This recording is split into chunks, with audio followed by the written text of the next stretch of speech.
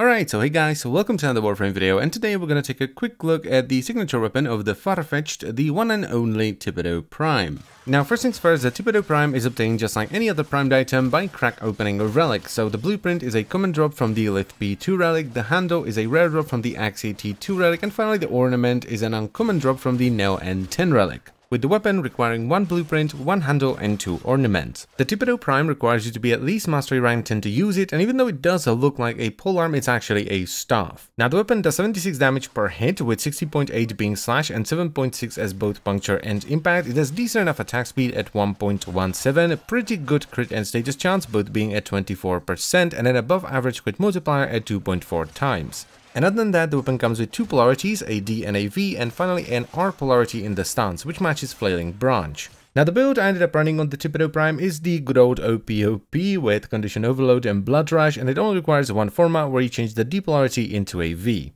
So the stance I ended up running with is Flailing Branch because it matches the polarity, so it saves you Forma, but you can easily just polarize it and use the other one instead. Then we have Prime Pressure Point for damage, Condition Overload for even more damage as we proc status on the enemy, Blood Rush so that our crit chance scales with our combo counter, which is followed up by Organ Chatter, which takes the already above average crit multiplier all the way up to 4.6 times. Then we have Berserker for some attack speed, Drifting Contact for combo duration and status chance, and finally Vicious Frost and Virulent Scourge for viral damage and even more status chance. Now since we're not using True Steel and we're relying purely on the base crit chance, the build does have a bit of a ramp up, especially when it comes to red crits. It takes a while to get all the way up to red crits, even orange crits can take a while to get to. But it doesn't really matter because Condition Overload with Viral and Slash is already strong enough and the crits are just a bonus. So unless the first couple of enemies you fight are level 130, 150, you shouldn't run into any issues. It's just a standard good melee weapon. It does mostly slash with good crit chance, good status chance, above average crit multiplier, and decent enough attack speed.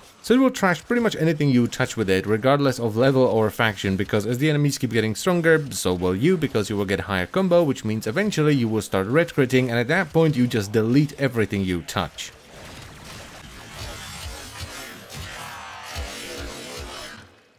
So in conclusion, the Tipedo Prime is very strong if a little bit generic, which sounds ridiculous, but it's true. You know, every melee weapon class, or almost every melee weapon class, has multiples of these kinds of weapons. You know, high slash, good hybrid stats, deletes everything with a Condition Overload Blood Rush build. Yeah, that kind of weapon.